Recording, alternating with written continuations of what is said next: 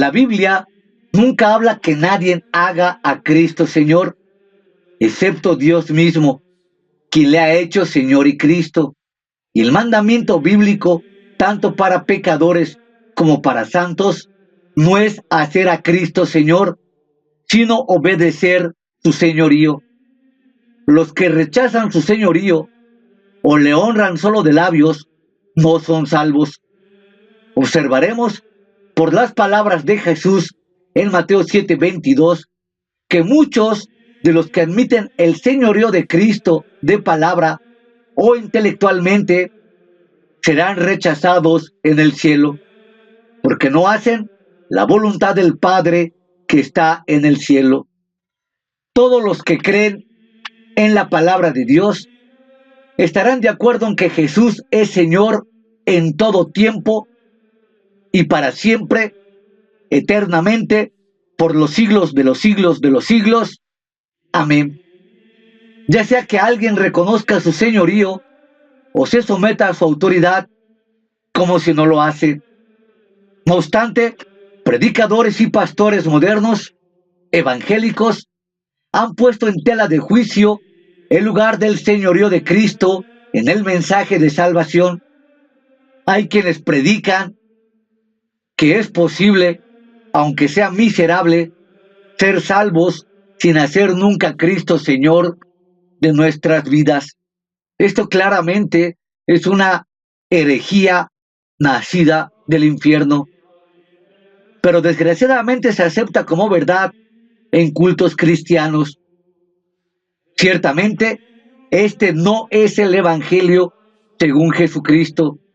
Ya hemos visto que Jesús hace frecuentemente de su señorío el asunto central con los incrédulos. Todo lo que le dijo al joven rico en Mateo 19, por ejemplo, requería el reconocimiento de su señorío. En Mateo 7, 21 y 22, Lucas 6, 46 y 49, él atacó la posición falsa de quienes le llamaban Señor, pero no le conocían en realidad.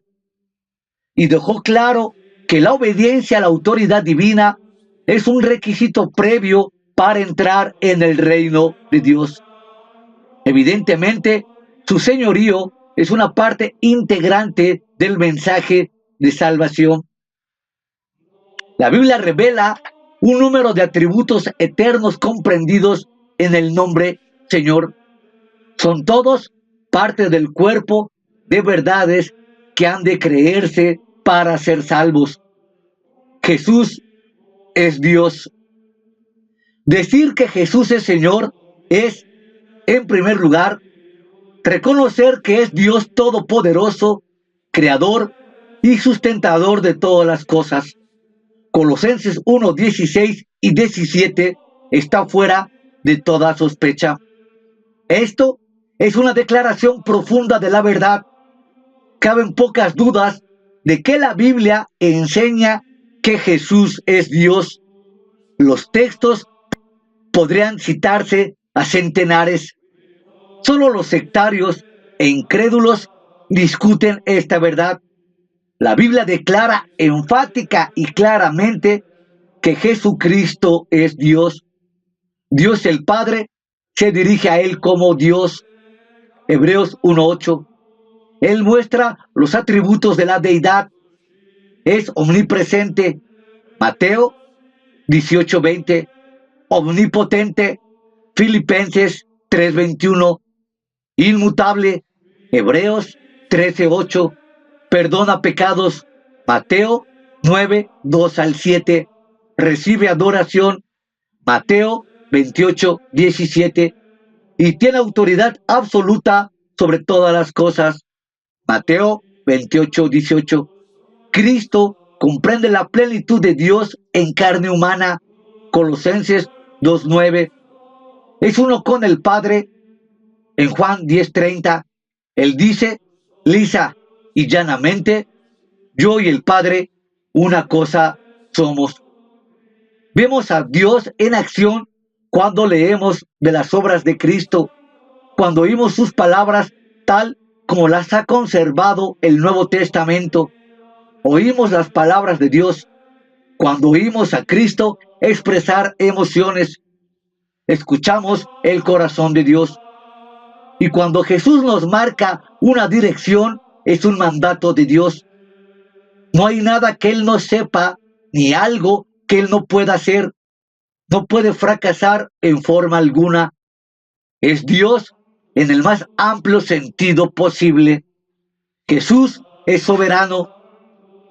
Como Dios y Señor, Jesucristo es soberano. Él dijo, por ejemplo, que era el Señor del sábado.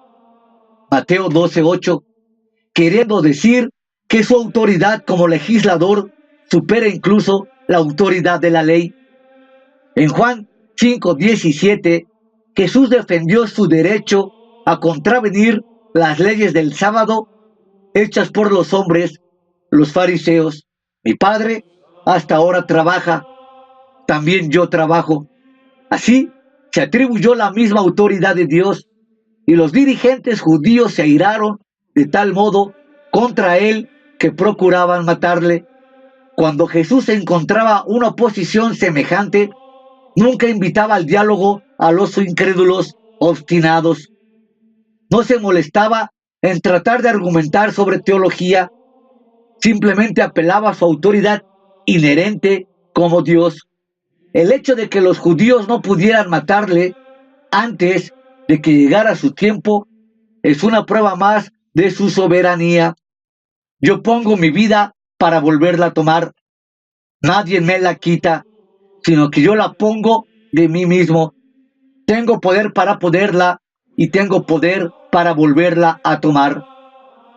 La influencia de su poder alcanza a toda persona. De hecho, todo juicio se le ha entregado a él. Está escrito, porque el Padre no juzga a nadie, sino que todo el juicio lo dio al Hijo. Juan 5:22.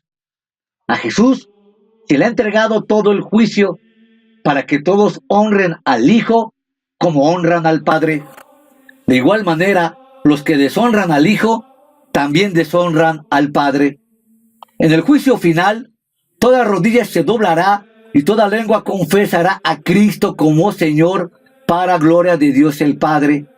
Eso no significa, desde luego, que todos vayan a ser salvos, sino que incluso aquellos que mueran sin creer se verán forzados a confesar el señorío de Jesucristo.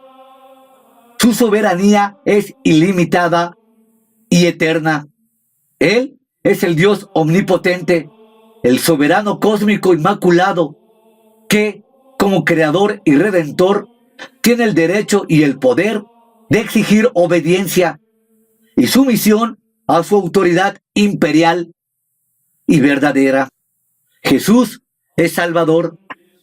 Aunque es Dios soberano, Jesús tomó sobre sí las limitaciones de la carne humana y habitó personalmente entre los hombres.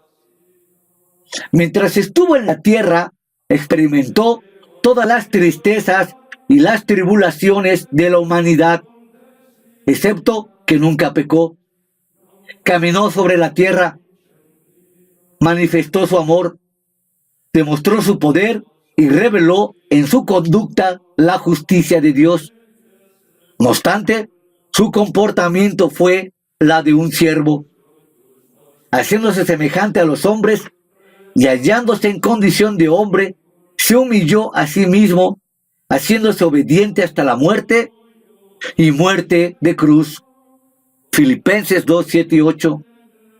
En otras palabras, aunque el Señor es soberano de todo, renunció a todo hasta el punto de morir voluntariamente de la muerte más dolorosa y humillante conocida por el hombre.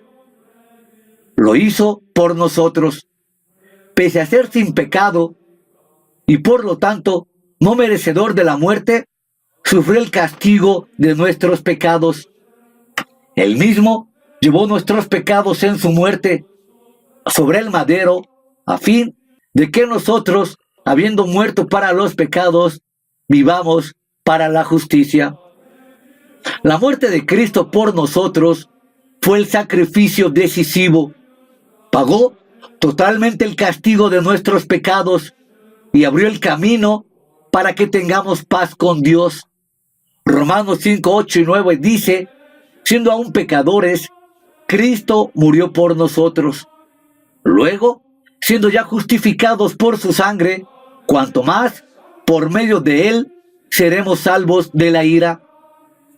Incluso en su muerte, Cristo era Señor. Su resurrección fue prueba de ello. Pablo escribe que Cristo fue declarado Hijo de Dios con poder, según el Espíritu de Santidad, por su resurrección de entre los muertos. Filipenses 2, 9, 11 describe la respuesta del Padre a la humildad y muerte de Cristo, por lo cual también Dios lo exaltó hasta lo sumo y le otorgó el nombre que es sobre todo nombre, para que en el nombre de Jesús se doble toda rodilla de los que están en los cielos, en la tierra y debajo de la tierra, y toda lengua confiese para gloria de Dios Padre que Jesucristo es Señor. Por ello, cuando invitamos a los hombres a recibir a Cristo como Salvador, les pedimos que acepten a quien es Señor y que fue declarado por el Padre como tal, que también demanda que toda rodilla se doble ante su soberanía. La salvación pertenece a quienes le reciben, pero deben recibirle por todo lo que Él es. Él es el bienaventurado y solo poderoso, el Rey de Reyes y Señor de Señores. Primera de Timoteo 6:15. Jesús es Señor. La Biblia constantemente y de distintas maneras afirma el señorío de Cristo. Él es el Señor en el juicio, es Señor del sábado, es Señor de todos.